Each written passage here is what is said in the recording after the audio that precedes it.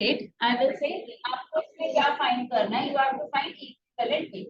Equivalent weight का formula क्या होता है?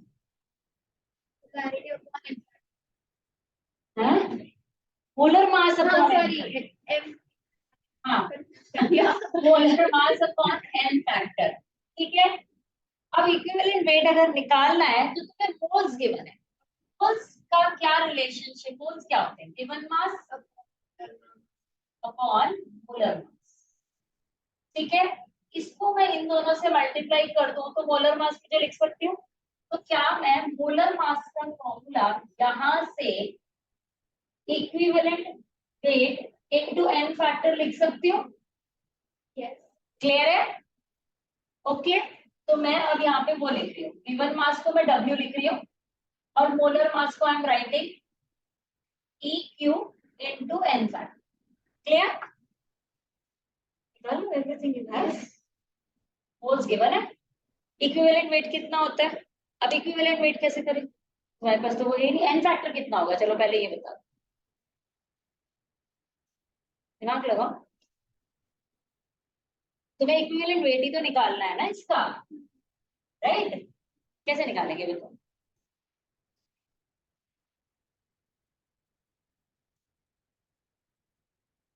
अरे थोड़ा सा तो दिमाग लगाओ। देखो देखो, यहाँ तक क्लियर? ठीक है। तो अगर मैं मोल्स का रिलेशनशिप, चलो एक और तरीके से करते हैं, गिवन मास अपॉन मोलर मास। हाँ NF5 है बोलना, क्या है? NF5 है। समझ नहीं आया, दोबारा बोलो। NF5 है, बिल्कुल ठीक है। NF5 क्यों है अनुष्का? सुबह वो वाली करी थी ना हमने, KMnO4 in acidic medium gives Mn+2। Exactly, मैंने कितनी बार बताया था, याद रख लो, KMnO4 एसिडिक मीडियम में एन फैक्टर 5 का दिखाता है। कितनी बार बताई थी? न्यूट्रल में कितना दिखाता है? 1 का, बेसिक में 3 का। मैंने क्या रूल दिया था? 1 3 5, याद है? न्यूट्रल, बेसिक एंड एसिड, याद रख लो। और तुम्हारा सीआर K2R K2Cr2O7 सिर्फ एसिडिक मीडियम में ही काम करता है और बनाता है Cr3+, तो यहाँ वो 6+ का दिखाता है, यानी इसका एन फैक्टर 6 होगा। क्यों? क्योंकि 1 के लिए 3 दिखाएगा तो 2 के लिए 6 दिखाएगा ना। तुमको अच्छा, तुम लोगों ने पढ़ा नहीं। क्लियर? एन फैक्टर मैंने क्या फॉर्मूला दिया? एन फैक्टर किसी भी ऐसे न्यूमेरिकल्स में जब हम चेंज करते हैं, चलो तुमको इतना तो समझ में आ रहा है या डिफरेंस कितने का आ रहा है? तुम लोगों ने उस दिन पढ़ा था 3 का, मैंने एटम्स के साथ मल्टीप्लाई करने को बोला था, रिमेम्बर मुद्दा? तो मैंने क्या बोला था? Number of atoms into electron, तो 2 इंटू 3 यानी 6 हुआ ना इसका एन फैक्टर एसिडिक मीडियम में। एसिडिक हो बेसिक हो, इसका कोई बेसिक मीडियम पढ़ते नहीं है, हम एसिडिक और न्यूट्रल पढ़ते हैं। K2Cr2O7 का ये +3 का ही रखता है, चेंज चेंज +3 का, लेकिन एन फैक्टर 6 आता है। क्लियर? KMnO4 आपका एसिडिक में 5 रखता है, बेसिक में 3 रखता है, न्यूट्रल में 1 रखता है। इनको तो रट लो, ये सबसे ज्यादा काम आएंगे तुम्हारे आगे अगले साल भी और इस साल भी, और हर न्यूमेरिकल में तुम्हें चाहिए होंगे। तो अब मुझे बताओ, मोल्स और इक्विवेलेंट वेट, और मतलब मुझे इक्विवेलेंट वेट चाहिए और मुझे मोल्स गिवन है, क्या रिलेशनशिप में निकाल सकती हूँ? चलो एक बात बताओ, ये होता है, ठीक है, और तुम्हें इसका मास पता ही है ऑलरेडी। मैं इसकी जगह या तो मोल्स अपॉन गिवन मास करूं, अगर मैं इसकी जगह पे यहाँ पे मोल अपॉन गिवन मास कर लूं तो मेरा बनता है इक्विवेलेंट, ठीक है ना? तो गिवन मास तो मुझे इसमें गिवन ही नहीं है, अभी सीधा डायरेक्टली मोल्स दे दिए हैं। तो मुझे एक बार बताओ, इसकी जरूरत क्या मैं directly moles is equal to equivalent weight into N factor नहीं कर सकती? नहीं समझ आया मुझे, पता सबके ऊपर से गया। चलो इसको कौन से तरीके से और लूं मैं? अच्छा ये नोट कर लिया था, एक मिनट नोट कर दिया। आपका मैंने लिखा था न्यूट्रल बेसिक एसिडिक 1 3 5, लिख लो पहले। यहाँ पे ये Cr3+ था और 3 इलेक्ट्रॉन इनटू 2 एटम। पहले इतना लिख लो फिर मैं आगे बताई तो लगे हाथ। ये अगर KMnO4 एसिडिक मीडियम में तो क्या बनाता है Mn2 प्लस, यहाँ क्या बनाता है Mn4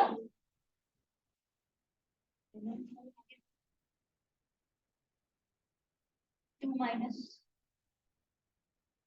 भूल गए डिफरेंस निकालो कितना हुआ 8 माइनस 2 6, अरे वो इसमें बनाएगा चलो इसमें आएगा MnO4 2 माइनस, और यहाँ कितना बनाएगा 6 का डिफरेंस है, दिमाग लगाओ ना, 7 से अगर 6 पे जा रहा है यानी 4 रख रहा है वहां पे, तो कितना रख रहा होगा MnO2, ऐसे याद रख लो। नहीं समझ आया कैसे याद रखा मैंने, देखो मैं अगर 5 से इसमें 7 है ना, 7 से अगर 2 पे जा रही है तो 5 का डिफरेंस आ रहा है, 7 से मुझे 3 पे जाना है, कितने का डिफरेंस है 4 का, यानी Mn की ऑक्सीडेशन स्टेट 4 आनी चाहिए उसमें, राइट। अगर 7 से 6 पे जाना है तो 1 है, यानी 1 तो आना चाहिए। क्लियर, समझ आ गया, ये तरीका होता है याद रखने का। बेटर है तुम अगर इनको याद रख लो 5, ये जो मैंने लिखा 1 3 एंड 5 ये बहुत इंपॉर्टेंट। देखो इफ यू रिमेम्बर मैंने बोला मुझे ग्राम इक्विवेलेंट निकाल के दो, फॉर्मूला बताओ इसका, मत भूल खाएगी। गिवन मास अपॉन इक्विवेलेंट मास, ये भी याद नहीं है, कितने आराम से ना बोल रहे हैं। Normality is equal to gram equivalent upon of solute upon volume of solution in litre, यही फॉर्मूला होता है, ठीक है। ग्राम इक्विवेलेंट क्या होता है, given mass upon equivalent mass. Equivalent mass क्या होता है molar mass upon N factor, ये क्या है मोल्स। तो एक बात बताओ, gram equivalent weight is equal to mole into N factor, मैंने क्या निकालने को बोला है बोलो, ग्राम को एक्चुअली शायद मेरे बोलने में गलती है, ग्राम इक्विवेलेंट ही बोला मैं। अब तो निकाल लोगे, अब तो तुम्हें मोल भी गिवन है, एन फैक्टर भी तुम्हें पता है, निकाल लो। क्लियर, करो जल्दी इसका आंसर दो, then I will give you one more numerical.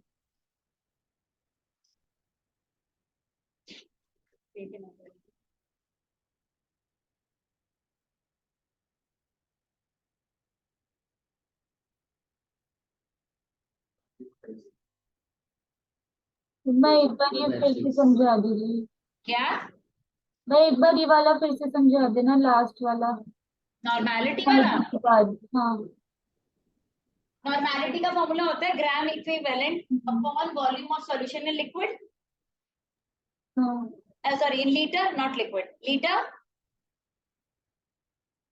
Gram equivalent मैंने क्या बताया था, given mass upon equivalent mass, हाँ। और इक्विवेलेंट मास क्या होता है molar mass upon N factor. हम्म, अगर मैं तुमने जो निकाला है ना normality is equal to N factor into molarity, वो तभी तो निकला है जब तुम ये वाला पूरा फॉर्मूला उठा के यहाँ डाल दोगे। हाँ याद है या मैं उसको कर कर दिखाऊं अभी, याद है। याद है किसको याद नहीं है कि नॉर्मेलिटी का ये फॉर्मूला कैसे आया था। हाँ तुमने तो पढ़ाई थी, ओके जिन्होंने नहीं पढ़ा उनके लिए सॉल्व कर देती हूँ। और तुम्हारे आंसर क्यों नहीं आ रहे हैं मुझे, हाँ क्लास में भी नहीं आ रहे हैं, यानी कि तुम घर जाके नहीं पढ़ रहे हो अंतर बिल्कुल भी। ना लिसन हियर, अगर मैं इसको यहाँ ना लिखूं, मुझे बताओ इक्विवेलेंट मास का फॉर्मूला क्या होता है, molar mass upon N factor, जिसे हम acidity basicity loss of electron कुछ भी बोल सकते हैं, पॉजिटिव आयंस भी बोल सकते हैं, ठीक है। जिन्हें एन फैक्टर अभी नहीं पता, don't worry, once we revise ना, जब मैं बैकअप क्लास लूंगी तब समझ आ जाएगा। इसको उठा के मैं क्या करूंगी, इसमें डालूंगी, फिर इसका जो फॉर्मूला बनेगा वो पूरा का पूरा इसमें डालेंगे, ठीक है। अब नाउ टेल मी वन, मैंने ये इसमें डाला तो मेरा फॉर्मूला क्या बना, given mass upon molar mass into N factor, ठीक है, क्लियर। अब मैंने ये उठा के इसमें डाला तो मेरा फॉर्मूला यहाँ पे क्या बना, नॉर्मैलिटी इज इक्वल टू, इसकी जगह मैं ये लिखूंगी, ठीक है। तो मैं गिवन मास को W लिख रही हूँ, मोलर मास को ये लिख रही हूँ, वॉल्यूम को V लिख रही हूँ in litre into N factor. ये क्या है, molarity. So N is equal to molarity into N factor. आ गया, समझ आ गया, क्लियर। करो, फिर एक क्वेश्चन लिखो, उसके बाद find the gram equivalent mass of 3.65 gram of HCl। You have to find out gram equivalent mass of 3.65 gram of HCl।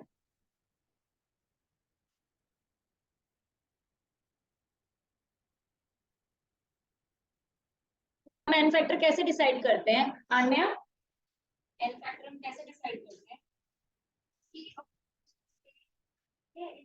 अगर इक्वेशन नहीं दी तो एसिडिटी हो गई, then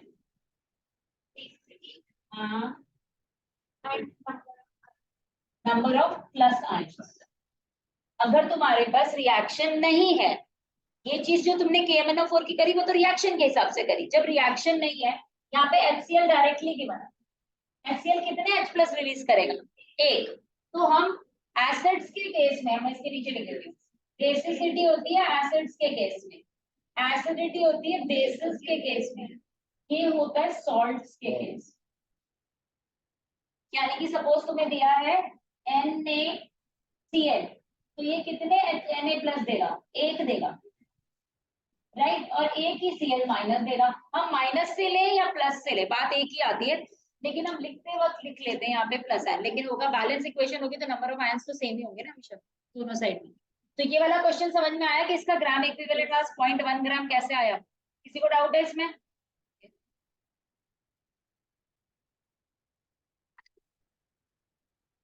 find the number of gram equivalent of, पहले note कर रहे हो, note कर लिया सब ने या कर रहे हो, ये तो कर लिया, इज राइटिंग, तुम भी लिख रही हो, पहले लिख लो, पहले मैं बता देती हूँ। इनका मतलब होता है, जैसे हम यहाँ कह रहे हैं ना कि लीटर है, राइट, अगर मैं इसे ऊपर थाउजेंड्स में कन्वर्ट कर दूं ना, तो ये जो मेरा अगर मैं सिर्फ इतनी वैल्यू दूं, देखो इसको इसको हम क्या बोलेंगे, मोल्स। तो मोल्स के साथ जब आपका 1000 लग के एन फैक्टर को अभी साइड में रखो और वॉल्यूम आ जाए, इतने को कहते हैं मिलीमोल्स, ठीक है। यानी वॉल्यूम अगर मिलीलीटर में दी गई है, क्वेश्चन को सीधा सीधा समझ लो, वॉल्यूम लावण्य अगर मिलीलीटर में क्वेश्चन में दी गई है, तो यानी तुम मोल्स नहीं निकालते, तुम मिलीमोल्स निकालते, क्योंकि उसमें तुम 1000 से मल्टीप्लाई करोगे ऊपर, क्योंकि तुम्हें वॉल्यूम लीटर में लेनी होती है। जब तुम 1000 से मल्टीप्लाई करते हो तो वो जो n होता है इनटू 1000, वो आपका मिलीमोल्स कहलाता है। क्लियर, बस इसको ऐसे समझना, ये मत सोचना कि वो क्या नाम है कोई मिलीग्राम्स दे रखा होगा कुछ नहीं नहीं, मिलीग्राम्स वगैरह कुछ नहीं दिया होगा, इसका मतलब होता है वॉल्यूम ml में दी गई। समझ में आ गया, हाँ जी बोलो जी। ये वाला क्वेश्चन नहीं हुआ, अभी कर लेते हैं, किस किस का हो गया, अच्छा इनका हो गया। इसमें बोला है find number of gram equivalent of 50 molarity of 0.2 molar H2SO4। तो एक बात बताओ Mugdha, nobody will answer, molarity कितनी दी गई है, 0.2। ओके, आपको निकालने के लिए क्या बोला गया है, ग्राम इक्विवेलेंट, राइट, और आपको वॉल्यूम दे रखी है, ठीक है। तो let's, polarity is given as 0. polarity volume is given as 50 ml और आपको ग्राम इक्विवेलेंट निकालना है, राइट। कौन सा ऐसा रिलेशनशिप है जहां जो मैं यहाँ यूज करूं जो ग्राम इक्विवेलेंट से रिलेट करेगा, देखो अगर मैं मोलारिटी का फॉर्मूला देखूं N/V लीटर में, राइट। यहां से क्या मैं 1 मिनट मोल्स ये लिख सकती हूँ मैं, राइट। ग्राम इक्विवेलेंट का अभी भी मैंने बताया मोल्स इनटू एन फैक्टर, ठीक है। अब यहाँ पे ये क्या बोला, जैसे इसने अभी भी बोला है 1000 मिलीलीटर में दी गई, तो मैंने बताया था कि अगर मिलीलीटर में दी गई हो तो इसको 1000 से मल्टीप्लाई करेंगे, कर सकती हूँ, क्लियर है ये। अब मोल्स की जगह पे आप ये सारी वैल्यू रखो, एन फैक्टर आपको पता है क्योंकि क्या दिया H2SO4, तो H2SO4 का एन फैक्टर होता है ग्रामिक। गॉट इट, क्लियर, निकालो सब कुछ आपके सामने, you just have to put this value here. क्यों NF2 है ना, जैसे 1 सेकेंड, 0.2 इंटू वॉल्यूम कितनी है 50 अपॉन 1000, तो ये वाला नीचे आ गया 10, ठीक है, ये 2 से गया, ये भी गया, so 1 upon 200, 0.05 नहीं आना चाहिए, कितना आएगा 0.0, तो इसको दूसरे अरे ऊपर 10 आ गया ना, तो 10 आ गया, 15 to 0.2, वो 10 नीचे इसको काटा काटा, अगर मैं इसको इससे काटूंगी 5 तो ये पूरा चला गया ना 5 से 5, चलो तुम्हारे हिसाब से कर लीजिए, 0.2 into volume is 50 upon 1000, clear, ये हटा into 10, ये कट गया 10 upon 1000, 0.0 बनाएगा। तो मैं 0.012 करनी चाह रही थी, क्लियर। अभी वैल्यू मैं कुछ गलत कर रही हूँ कहीं पे, मैंने एन फैक्टर तो लिया ही नहीं है,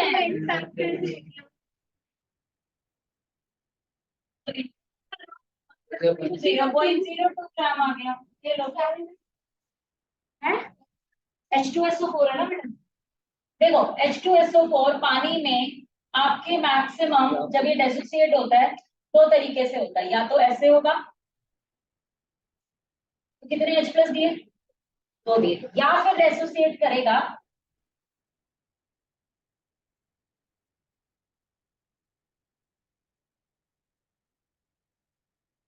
ऐसे, तो यहाँ 1 दिया, अब इक्वेशन तो दी नहीं है, तो ये केस तो हम कंसिडर कर ही नहीं सकते, ये केस तो तब लेंगे जब इक्वेशन दी होती, जब भी किसी का एन फैक्टर चाहिए हो और तुम्हें इक्वेशन ना दी गई, उसमें कोई तुम्हें चेंज नजर ना आ रहा तो हाईएस्ट वैल्यू लेके, तो यहाँ ये हाईएस्ट वैल्यू दो हमने मोल्स निकाले हैं ना, क्यों मोल्स तो मोलैरिटी से, हमने क्या निकाला है अभी, हमने मोल्स निकाले, मोल्स निकाले डिवाइड हैं। होगा इन फैक्टर,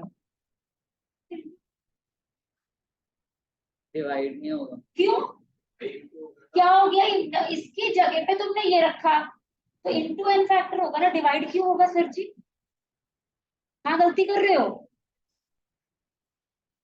क्लियर, समझ आ गया, ओके, अभी पता चलेगा कितना समझ आया।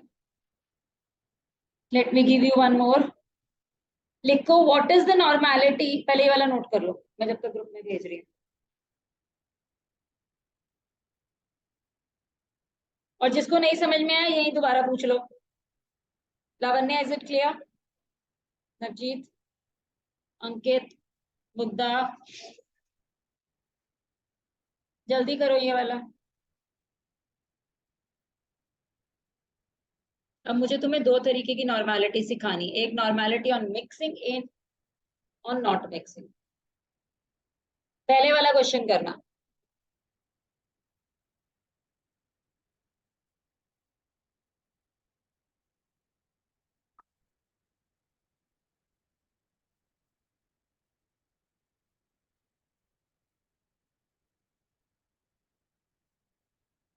शांति से पढ़ो, 0.84 है।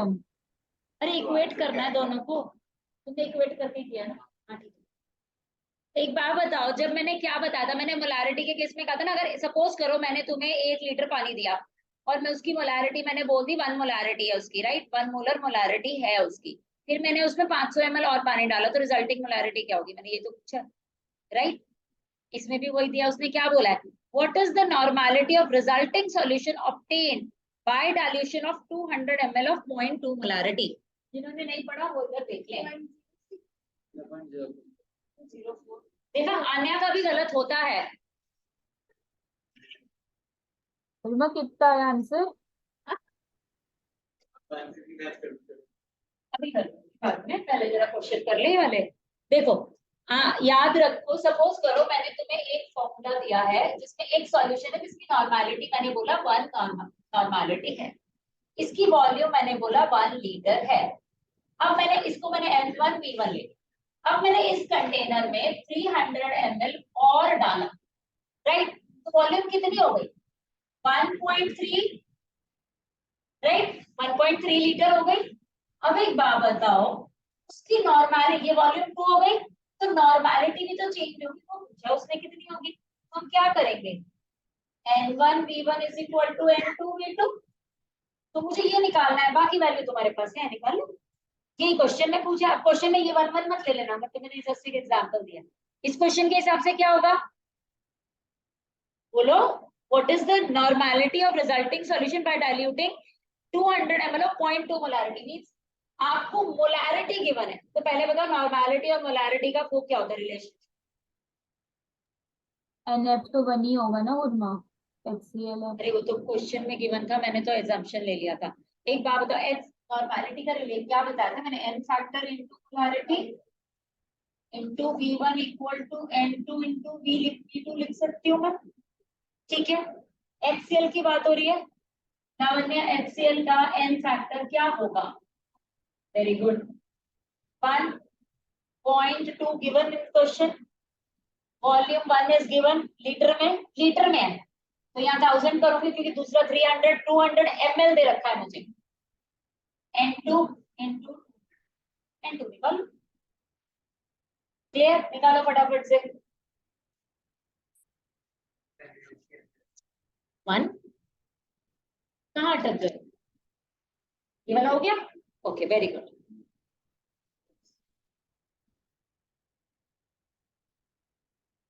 अब मुझे तुम्हें एक फॉर्मूला देना है, कर लिया सबने ये वाला,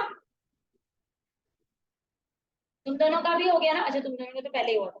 आगे आपका आंसर सही, कहाँ गलती कर रहे थे आप, अच्छा इसकी आप बताओ कितनी है? अरे बोलो, गलत है, तो 0.1 है। अब नहीं आएगा तुम्हें वो समझ में, क्योंकि वो फॉर्मूला ही दूसरा लगना था। हाँ देखो, अब होता है, मैंने अब एक नया केस हम पढ़ेंगे नॉर्मेलिटी का, ठीक है। हम कहते हैं नॉर्मेलिटी ऑन मिक्सिंग। अब मिक्सिंग में नॉर्मेलिटी में दो केस आते हैं, अगर एसिड एसिड के साथ हो रही है, बेस बेस के साथ हो रहा है मिक्स, एसिड बेस के साथ हो रही है, ये दो के साथ दो डिफरेंट केसेस हो सकते हैं हमारे पास। जब ये रहेगा तो साइन में प्लस आएगा, एक फॉर्मूला दूंगी उसमें, और यहाँ पे माइनस, बस ये याद रखना है। फॉर्मूला क्या होता है, normality mixing is equal to N1 V1 minus plus N2 V2 upon V1 plus V2।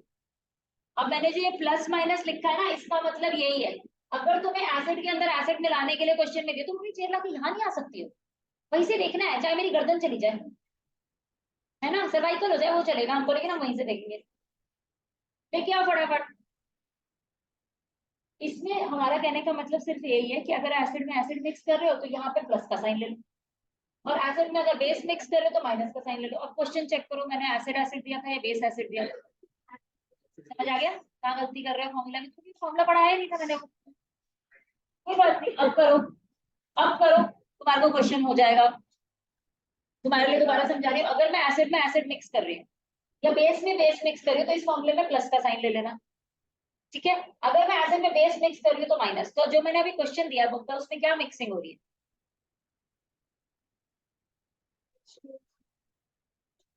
यानी माइनस वाला साइन लेंगे, निकाल लो फॉर्मूला, सीधा सीधा फॉर्मूला में डाला हुआ है। फिर मैं टाइट्रेशन शुरू करूँ तुम्हारा, तो तुमने वो वैल्यू निकाली नहीं थी, बस कर लिया था और पता नहीं चला क्या किया, कलर चेंज हो गया। बहुत बढ़िया, टाइट्रेशन कर लिया क्लास में, लेकिन समझ में नहीं है क्या किया, बस हो गया। अब देखो, पहले तो समझो टाइट्रेशन होता क्या है। टाइट्रेशन होता है, हम ना दो सॉल्यूशन लेते हैं जिसमें से एक सॉल्यूशन की हमें मोलैरिटी पता होती है, ठीक है। अगर मैं कह रही हूँ मैं इसमें दो सॉल्यूशन ले रही हूँ, तो अगर मैं सपोज दो सॉल्यूशन 1 एंड सॉल्यूशन 2, एक की मोलैरिटी मुझे नोन होती है, एक की मुझे फाइंड करनी होती है, ठीक है। जो नोन होती है उसे हम कहते हैं टाइट्रेट, और जिसकी फाइंड करनी होती है उसे हम कहते हैं टाइट्रेंट। अभी मतलब बता दूंगी सारा, मैं इन दोनों में वैसे थोड़ा सा मैं भी कंफ्यूज हो जाती हूँ, टाइट्रेंट ठीक हो रहा है। ओके, इसको हम लेते हैं ब्यूरेट में, इसको हम लेते हैं कॉनिकल फ्लास्क के अंदर, ठीक है। अब समझते हैं इसे करते कैसे हैं। सपोज जैसे मैं बेसिकली क्या करती हूँ, जैसे मैं अपने लेक्चर्स की बात करूँ स्कूल में, मैं अगर तुम्हारे साथ भी होती तो मैं तुम्हें 12th वाला पहले करा देती। क्यों? क्योंकि मुझे 12th वाले ही तुम्हारे एग्जाम में पूछे जाने होते हैं मोस्टली, उसी पे क्वेश्चन आते हैं। तो वो तुम्हारा ना बहुत सिंपल होता है, M/20 तुम्हें दे रखा होता है ऑफ मोहर सॉल्ट विद KMnO4 तुम्हें करना होता है, ठीक है। और KMnO4 की तुम्हें मोलैरिटी एंड स्ट्रेंथ निकालनी होती है, इसको फाइंड करना होता है। This is given to you, ठीक है। अब मोहर सॉल्ट का फॉर्मूला समझ लो, फिर मैं इसका पूरा वो भी तुम्हें प्रोसीजर भी समझाऊं। FeSO4 dot NH4 whole twice SO4 dot 6H2, ये होता है मोहर सॉल्ट। तुम इसे अगले साल लैब में बनाओगे भी, ठीक है। इस सॉल्ट को तुम्हें क्या करना होता है, वे करना होता है। अब कैसे वे करें, कितना वे करें, ये कैसे पता चले, मोलैरिटी गिवन है, ठीक है। अगर मेरे पास मोलैरिटी है तो मैं वे निकाल सकती हूँ किसी भी सॉल्यूट का। क्यों निकाल सकती हूँ? मोलैरिटी की जगह रखो इसको 1/20 को, एन रखो। वॉल्यूम किस पे डिपेंड करता है? अगर 1 लीटर में बना रहे हो, तुम 500 ml में बना रहे हो, तुम 400 ml में बना रहे हो, वो तुम्हारे स्कूल के टीचर और क्वेश्चन के ऊपर डिपेंड करता है। सपोज करो मैंने यहाँ पे 1 लीटर में बनाया, तो मैं क्या करूंगी, 1 into 1000, ठीक है। अब अगर 1 into 1000 नहीं भी करे, डायरेक्टली निकालूंगी, आंसर फिर भी सेम ही आएगा। सपोज मैंने 1 लीटर लिया, तो मेरा मोल्स कितना आ गया, 1/20। मोल्स का फॉर्मूला क्या होता है, given mass upon molar mass equal to 1/20, 392 इसका मास होगा, ठीक है, 1/20। तो वेट कितना आया, 20/392 ग्राम। ये देखकर ये आंसर निकालो कितना आता है।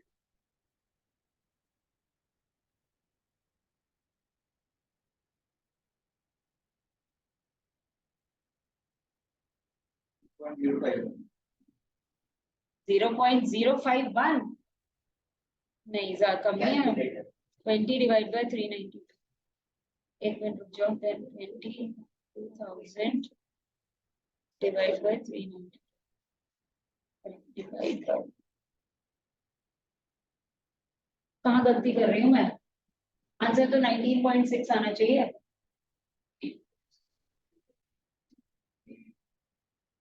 मैं कहीं तो कोई गलती कर रही हूँ, गलती कर रही हूँ। मोर सॉल्ट का मास निकालना एक बार होता तो 392 है। अच्छा मैं गलती यहाँ कर रही हूँ, 392/20 आएगा,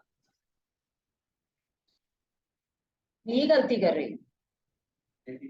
19 तो वॉल्यूम 1 रखा हुआ है ना मुझे इसका आंसर, इसीलिए 19.6। यानी कि अब तुम्हें क्या करना होगा, लैब में जाओगे, तुम्हारे पास एक वेइंग मशीन होगी, वो तराजू वाली मत लेना, आज की डेट में डिजिटल आती है, तो डिजिटल लेते हैं। तो क्या करते हैं, उसमें हम वॉच ग्लास रखते हैं 0 के ऊपर, ताकि वॉच ग्लास का जो वेट है ना वो प्रॉब्लम ना करे तुम्हारे को। तो हमने 0 पे वेट ग्लास ले लिया, उसके अंदर हम 19 ग्राम मोर सॉल्ट डालते हैं, ठीक है। फिर उस मोर सॉल्ट को तुम एक फ्लास्क में लोगे जिसमें डालोगे, जो 1 लीटर का फ्लास्क होगा ही होगा, तुम्हें देखना कि 1 लीटर का फ्लास्क होना चाहिए, उसमें तुमने 19.6 मोहर सॉल्ट डाल दिया, उसके अंदर 10 ml H2SO4 डालोगे, क्योंकि मोहर सॉल्ट की आदत होती है ऑक्सीडाइज हो जाएगा, ठीक है। तो इसके अंदर हम कम ना हो इसकी वजह से हम H2SO4 डाल देते हैं। अब मुझे एक बात बताओ, अगर मैंने 19.6 ग्राम लिया, 10 ml H2SO4 डाल दिया और मुझे अभी 1 लीटर का सॉल्यूशन बनाना है, तो मुझे पानी कितना डालना चाहिए? मैंने बोला 19.6 ग्राम मेरा 1 लीटर सॉल्यूशन के लिए निकला है, मैंने उसके अंदर 10 ml H2SO4 डाल दिया, तो मुझे 1 लीटर का सॉल्यूशन बनाना है, तो पानी कितना डालूं? 70 अनुष्का व्हाट? 70.4। बेटा 990 ग्राम हुआ ना, 990 मिलीलीटर, 70.4 तुम्हारे दिमाग में कहां से है? और वही मतलब 990 ml और डालोगे। अब मैंने क्यों किया 990 ml? क्योंकि मैंने वॉल्यूम 1 लिया है, अगर मैं यहाँ पे 10 ml डाल चुकी हूँ ऑलरेडी, उसके बाद अगर 100,000 और डाल दूंगी तो मेरी तो वॉल्यूम चेंज होके 1010 पे पहुंच गई, 1010 पे पहुंच गई, तो उस हिसाब से मेरी मोलारिटी बदल गई बिल्कुल की बिल्कुल क्वेश्चन, और मोलारिटी बदली तो वेट भी बदल गया, तो मेरा सॉल्यूशन तो स्टैंडर्डाइज हुआ ही नहीं ना। मुझे एक स्टैंडर्ड सॉल्यूशन प्रिपेयर करना है जिसकी मोलारिटी मुझे गिवन है, इसलिए हम कहते हैं हम एक स्टैंडर्ड सॉल्यूशन प्रिपेयर कर रहे हैं जिसकी मोलारिटी हमें पता है। मोलारिटी से हमने वेट निकाला, वेट से हमने सॉल्यूशन बनाया। अब सपोज करो तुम्हारी टीचर कहती है 500 ml में बनाना है, तो यहाँ पे 1 लीटर की जगह 500 ml रख लें, ठीक है। वो तुम अकॉर्डिंग टू द क्वेश्चन या जो तुम्हारे टीचर कराना चाहे उस हिसाब से करा सकते हो। 490 ml जाएगा, लेकिन यहाँ पे वेट भी तो चेंज होगा फिर, राइट। अब तो तुम धीरे आराम से निकाल सकते हो। देखो अगर सपोज करो तुमसे अचानक से बोला जाए कि 1 लीटर में तुम यूज करते हो 19.6, मैं 500 में कितना करूँ? सीधा सीधा करो ना, 1000 ml में लेते हो 19.6 ग्राम, 500 में कितना लोगे? 19.6 into 500 अपॉन 1000 से डिवाइड कर दो, 9.8 ग्राम। क्लियर? तो तुम 250 ml में भी निकाल सकते हो, 100 ml में भी निकाल सकते हो यहाँ से, अगर तुम्हें ये याद है। इस मोलारिटी के लिए, सिर्फ इस मोलारिटी के लिए, अगर मोलारिटी m/40 कर दी जाए तो यहाँ पे m/40 रख दो, m/50 कर दी जाए तो यहाँ पे 1/50 कर दो। वो अकॉर्डिंग टू तुम्हारे टीचर, और सब अलग अलग टीचर का फर्क होता है, आंसर तुम्हारे फाइनली एक ही निकलने वाला है, चाहे कितनी मोलारिटी दी। ठीक है, ये समझ में आ गया अभी? अब पहले हम करते क्या, 19.6 ग्राम लिया, H2SO4 कॉन्सेंट्रेटेड 10 ml डाला, अच्छे से उसको शेक करके मिक्स कर लिया, देन एडेड 990 ml, उसको शेक कर लिया, तुम्हारा एक स्टैंडर्ड सॉल्यूशन बन गया। ठीक है, अब बात आती है KMnO4 की, क्योंकि मुझे निकालना तो KMnO4 है, तो पहले इतना नोट कर लो, फिर मैं इसके आगे का एक डायग्राम बनाने जा रही हूँ। ये भी सारे लैब बना। अब हम क्या करेंगे, जो हमने मोर सॉल्ट का सॉल्यूशन प्रिपेयर किया है ना 1 लीटर का, उसको हम पिपेट से, पिपेट भी एक इंस्ट्रूमेंट होता है, वो भी दिखा देती हूँ अभी, उससे हम 10 ml लेंगे। पिपेट्स के डिफरेंट डिफरेंट साइज होते हैं, 20, 10, राइट, मोस्टली हम 10 ml लेंगे। उस पिपेट से हम 10 ml लेके इसमें मोहर सॉल्ट डालेंगे। ठीक है, हमने डाल लिया। अरे नहीं, जो हमने सॉल्यूशन बनाया ना 1 लीटर मोर सॉल्ट का, जिसमें 19.6 ग्राम है, प्लस 10 ml है, प्लस आपका 990 ml है, उसमें से 10 ml निकाल के इसमें डालेंगे। क्लियर ना? अब ब्यूरेट में क्वेश्चन ये आता है बच्चों का कई बारी कि आपको कितना ब्यूरेट, KMnO4 का सॉल्यूशन भी तो बनाना है ना, KMnO4 is pink colour solution, pink colour का सॉल्ट होता है, तो उसको मुझे पानी में मिक्स करना है। अब मुझे क्या पता कितना मिक्स करना है, तो बीइंग अ टीचर हमें तो पता होता है, मैं बच्चों को भी बता देती हूँ पहले से। क्यों? क्योंकि नहीं तो आंसर कभी भी सही नहीं निकलेगा तुम्हारा। बच्चे क्या करेंगे, 2 चम्मच डाल दिया, मन किया 2 चम्मच KMnO4 लिया, 1 लीटर पानी में डाल दिया, तो कॉन्सेंट्रेशन बहुत ज्यादा बच जाती है उसकी, तो आंसर सही नहीं आता। तो उसके लिए हम 1.58 ग्राम पर लीटर लेते हैं, यानी अगर मुझे KMnO4 का सॉल्यूशन 1 लीटर में बनाना है, 1 लीटर में, तो मैं 1.58 ग्राम ही लूंगी। ठीक है, 1.58 ग्राम KMnO4 हम वे करते हैं, उसको 1 लीटर पानी में मिक्स करते हैं अच्छे से, क्योंकि उसको मिक्स होने में बहुत टाइम लगता है। फिर उसके बाद हम इस ब्यूरेट में 50 ml तक पूरा भर लेते हैं। ठीक है, पिपेट अभी मैं दिखा देती हूँ क्या होता है। फिर हम इसको ड्रॉप बाय ड्रॉप इसमें डालते हैं। अब इसकी एक ट्रिक होती है, राइट, आपकी यूनिट लिखी है 10, 20, 30, 40, देन आ गया नीचे 50। ठीक है, आपको बिना आंख बंद कर लो, चाहे 8 तक तो बिल्कुल ऑन कर दो, आने दो उसके अंदर, KMNO4 को आने दो, वो शेक करते रहो। ठीक है, 8 के बाद ड्रॉप बाय ड्रॉप लो। अगर आपने ये वाला जितना कैलकुलेशन के हिसाब से अगर काम कर रहे हो ना, तो मैं बता रही हूँ, अगर आपकी ये सारी चीजें चेंज होती हैं, ये चेंज होगा तो सब कुछ चेंज हो जाएगा। और आपका सॉल्यूशन का वॉल्यूम अगर चेंज होता है तो सारा कैलकुलेशन चेंज हो जाता है। क्लियर? मैं इसके हिसाब से अगर आपको बताऊं तो हम क्या करते हैं, 8 तक हम ऐसे ही बोल देते हैं, मैं बच्चों को बोल देती हूँ ठीक है आप ऑन कर लो and you can start doing it like this. जैसे 8 पे आप पहुंचो उसको बंद कर दो, टेक ड्रॉप बाय ड्रॉप, क्योंकि आपका एक इक्विवेलेंस पॉइंट आने वाला होता है। वो इक्विवेलेंस पॉइंट क्या होता है? वो इक्विवेलेंस पॉइंट ये होता है कि उस टाइम पे जो टाइट्रेट होता है और टाइट्रेट होता है, इसमें एक इक्विलिब्रियम मेंटेन हो जाता है। ठीक है, अभी प्रॉपर साइंटिफिक डेफिनेशंस भी दे दूंगी सारी। तो वो हमें इसमें प्रिपेयर करना होता है, वो होता है पॉइंट आपका कलर चेंज। अब हम कहते हैं हम इसमें इंडिकेटर तो डाल ही नहीं रहे। क्यों नहीं डाल रहे? क्योंकि KMNO4 इज सेल्फ इंडिकेटर, उसका खुद का कलर इतना स्ट्रांग होता है कि वो खुद ही सेल्फ इंडिकेटर का काम करता है। KMNO4 is a very good oxidising agent, तो वो सामने वाले को बहुत जल्दी ऑक्सीडाइज करता है, उसका खुद एज अ सेल्फ इंडिकेटर वो काम कर रहा है। इसलिए हम इस वाले इक्वेशंस में, ये हो गया तुम्हारा K2Cr2O7 with sorry K2 oxalic acid with आपका जो करते हो KMNO4, उसमें भी हम KMNO4 जहां भी आएगा ना, वहां पे आपको इंडिकेटर की जरूरत कभी नहीं पड़ती, क्योंकि वो सेल्फ इंडिकेटर। क्लियर? इसलिए अब इसमें जब हमने डाला तो अराउंड 9.5 या 9.7 पे आपका ऐसा, जैसे मैंने आपको पिंक कलर दिखाया था अभी, बिल्कुल वैसा आना शुरू हो जाता। बस वहीं बंद कर दो, डार्क पिंक नहीं लाना है, dark pink is a wrong colour, आपको बिल्कुल लाइट पिंक लेना होता है। जैसे ही वो लाइट पिंक आ जाए आप खत्म करो। फिर आपको एक टेबल बनाना होता है, सीरियल नंबर, इनिशियल रीडिंग, ठीक है, ये final, and this is the difference. तो आपने पहले कितना लिया, 50 ml था, या जीरो से लेते हैं, चलो जीरो से रीडिंग स्टार्ट हो रही है ना, आपके ऊपर से नीचे आ रही है, तो जीरो था, आपका आ गया सपोज 9.7, तो डिफरेंस कितना है, 9.7। अब हम बच्चों को क्या कहते हैं कि दोबारा से इसे भर लो, पूरा भर लो जीरो तक, कैलकुलेशन इजी रहती है। नहीं तो क्या होता है, दोबारा लोग यहाँ पे 9.7, फिर डिफरेंस आएगा तो यहाँ कैलकुलेशन में कई बार गलती कर, तो हम ये बच्चों को कहते हैं आप दोबारा भर लो, तो आपने दोबारा जीरो कर करा, आपकी रीडिंग आ गई 9.5, आपने लिख लिया 9.5। फिर आपको आपने तीसरी रीडिंग निकाली, अगेन दोबारा से भरा, अब आ गया 9.7, तो 9.7, अब ये दो रीडिंग मैच कर गई ना, बस इसी को फाइनल रीडिंग मान। हम इसे क्या कहते हैं, एवरेज नहीं कहते, कॉन्करेंट रीडिंग कहते हैं। कॉन्करेंट रीडिंग मतलब एक से ज्यादा रीडिंग अगर कोई कॉमन हो जाए तो उसे कहते हैं यही रीडिंग सही है, एकदम एक्यूरेट रीडिंग काइंड ऑफ, तो इसे कॉन्करेंट रीडिंग वर्ड यूज किया। ये आपने ले लिया, ठीक है। अब आता है कि हम KMNO4 की मोलैरिटी निकाले कैसे। तो अभी मैंने आपको एक N1V1 is equal to N2V2 का फॉर्मूला दिया है, ठीक है, हम उसी का इस्तेमाल करेंगे। तो हम क्या करते हैं, आपके पास दो सॉल्यूशन है, एक मोर सॉल्ट है KMNO4 है, एक साइड में लिख लो मोर सॉल्ट और एक साइड में लिख लो KMNO। मोर सॉल्ट का N factor 1 into M1 into V1 is equal to NF2 into M2 into V2, ठीक है। अब ये मीडियम एसिड है कि बेसिक है, अभी तो H2SO4 डाला था, और KMNO4 H2S एसिडिक मीडियम में क्या एन फैक्टर रखता है,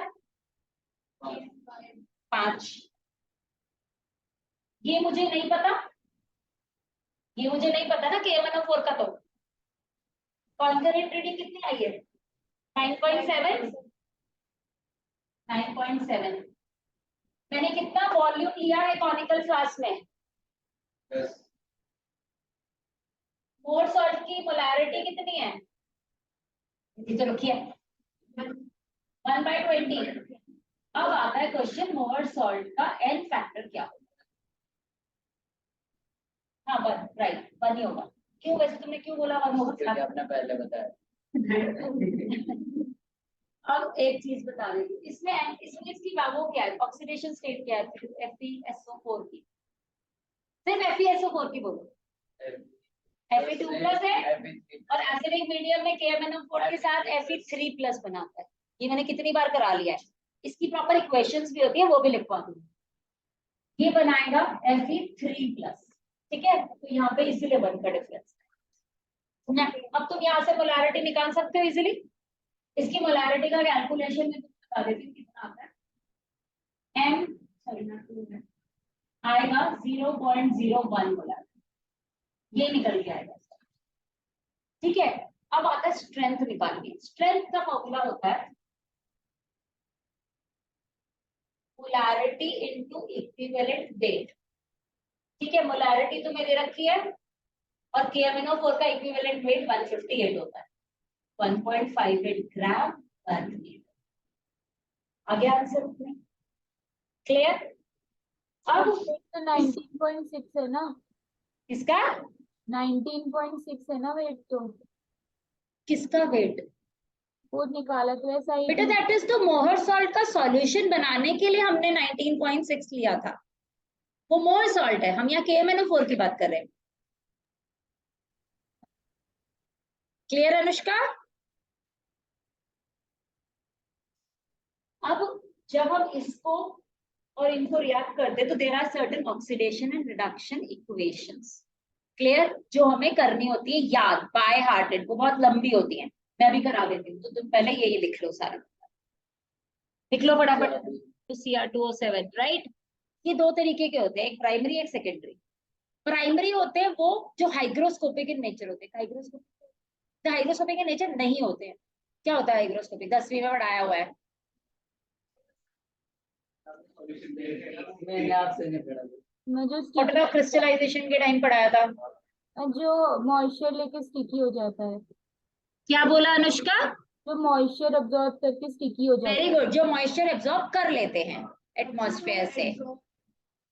हाँ, तो मैंने क्या बताया था कि हाइग्रोस्कोपिक होता है जो मॉइस्चर एब्जॉर्ब कर लेते हैं, हाइग्रोस्कोपिक। और डेलिक्वेसेंट वो होता है जो एब्जॉर्ब करके उसमें खुद ही डूब जाते हैं, यानी पानी बना लेते हैं जैसे NaOH। हाइग्रोस्कोपिक होगा NaCl, नमक रख दो थोड़ी देर बाद चिपचिपा हो जाता है ना, दैट इज हाइग्रोस्कोपिक। क्या करके पढ़ाया ना, नहीं मैंने तो पढ़ाया नहीं है। अब प्राइमरी टाइट्रेंट होते हैं तुम्हारे वो जो हाइग्रोस्कोपिक इन नेचर नहीं होते, like K2Cr2, right, Na2CO3, AgNO3, ये सारे प्राइमरी कहलाते हैं क्योंकि ये हाइग्रोस्कोपिक इन नेचर नहीं होते, इसी वजह से कॉस्टली भी बहुत ज्यादा होते हैं और ये इजिली अवेलेबल नहीं। सेकेंडरी टाइट्रेट होते हैं जो हाइग्रोस्कोपिक इन नेचर होते हैं, सस्ते होते हैं, इजिली मिल जाते हैं, जैसे कि KMnO, ठीक है बेटा। स्कूल वाले नहीं, सारे स्कूल वाले ये लेते हैं, NaOH, KOH, I2, ये सब सस्ते होते हैं, तो everybody takes it and do it with this. ये प्योर नहीं होते, लेकिन हाइग्रोस्कोपिक जो नहीं होते हैं और प्राइमरी होते हैं वो बहुत ही प्योर सब्सटेंस, इसलिए उनके साथ हम नॉर्मली नहीं करते हैं टाइट्रेशन, क्योंकि टाइट्रेशन में वेस्टेज बहुत ज्यादा होती है। आपने कितना यूज किया, 50-50 ml भी अगर यूज करोगे कितने बच्चे कर लेंगे, एक इस यूनिट से ना 4 बच्चे कर लेते हैं रीडिंग, एक बार निकाल लेते हैं सारी। तो एक बार अगर 4 बच्चे निकाल लेंगे तो मेरे को तो बहुत कम यूज हुआ ना मेरा, तो बाकी तो मेरा वेस्ट हो जाता है। तो वेस्टेज ज्यादा होती है टाइट्रेशन के अंदर, इसीलिए हम कोशिश भी ये करते हैं कि 1 लीटर की जगह 500 ml बना ले या उससे कम बना ले, ताकि अगर कम बच्चे हैं तो कम बना लो, ताकि फ्रेशली प्रिपेयर कर लो बट वेस्टेज मत करो। तो वो तरीका होता है काम करने का। तो ये होते हैं कुछ चीजें, ठीक है। उसके बाद होता है टाइट्रेट। टाइट्रेट वो सॉल्यूशन होता है, मैंने क्या बताया था, हम इसमें लेते हैं, राइट, जिसका हमें निकालना होता है जनरली, सॉरी जिसका हमें गिवन होता है ऑलरेडी।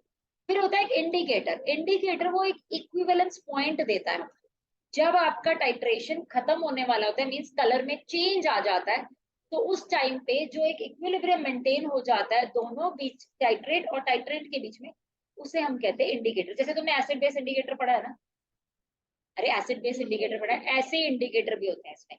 हम इसमें भी कुछ टाइट्रेशन ऐसी होती है जिसमें हम फिनोक्सिलिन या methyl orange as an indicator डालते हैं स्पेसिफिकली, जैसे एसिड बेस टाइट्रेशन। एसिड के अंदर बेस डालो, कलर में तो कोई चेंज ही नहीं आएगा, आप डालते रहो कितना ही, कोई कलर चेंज आने वाला है, कोई कलर चेंज नहीं आना।